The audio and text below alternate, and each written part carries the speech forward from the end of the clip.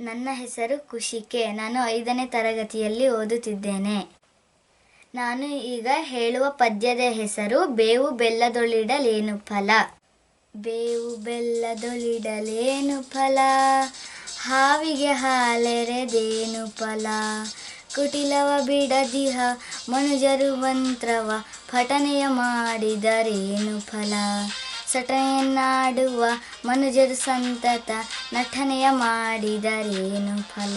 ಕಪಟತನದಲ್ಲಿ ಕಾಡುತ್ತ ಜನರನ್ನು, ಜಪವನ್ನು ಮಾಡಿದರೇನು ಫಲ. ಕುಪಿತ ತನುವನ್ನು ಬಿಡದೆ ನಿರಂತರ, ಗೀತೆಯನ್ನೋದಿದರೇನು ಫಲ. ಹೀನ ಗುಣಗಳ ಹಿಂಗದೆ ಗಂಗೆಯ ಸ್ನಾನವ ಮಾಡಿ ಏನು ಫಲ. ಶ್ರೀನಿಧಿ ಪುರಂದರ ವಿಠಲನ ನೆನೆಯದೆ ಮೌನವ ಮಾಡಿದರೇನು ಫಲ.